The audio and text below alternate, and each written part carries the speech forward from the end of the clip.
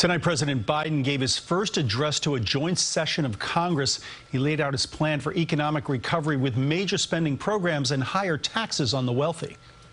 Madam Speaker, the President of the United States. President Biden stepped into an oddly empty chamber, no longer packed due to the pandemic, but with history literally standing behind him. For the first time, two women, Vice President Kamala Harris and House Speaker Nancy Pelosi. And it's about time.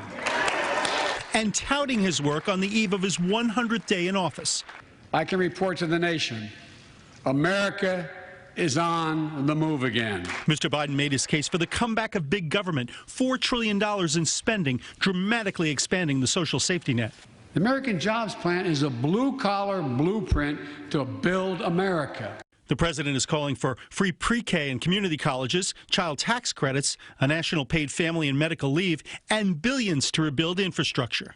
Nearly 90% of the infrastructure jobs created in the American Jobs Plan do not require a college degree. But how to pay for it? Rolling back the Trump tax cuts and raising taxes on the wealthy. We take the top tax bracket for the wealthiest 1% of Americans, those making over $400,000 or more, back up to where it was when George W. Bush was president, when he started, 39.6%. Mr. Biden addressed the pandemic that's devastated the economy and the continuing problem of people who are not getting vaccinated.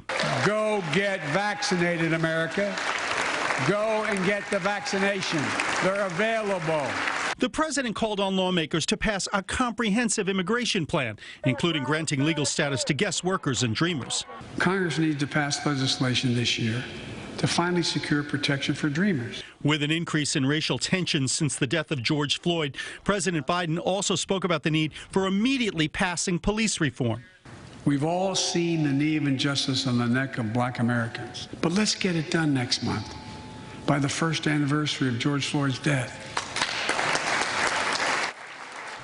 Mr. Biden also addressed the recent rise in anti-Asian bias and called on the House to pass the COVID-19 Hate Crimes Act already approved by the Senate. South Carolina Republican Tim Scott delivered the Republican response to the president's address and said that Congress is more divided now than ever. He attacked Democrats' plans for infrastructure and talked about issues of race.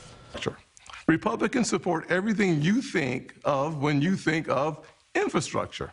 Roads, bridges, ports, airports, waterways, high-speed broadband. Democrats want a partisan wish list. They won't even build bridges to build bridges. America is not a racist country. It's backwards to fight discrimination with different types of discrimination. Republicans support making it easier to vote and harder to cheat, and so do the voters. Scott was also critical of school closings across the country, saying all public schools should have reopened months ago.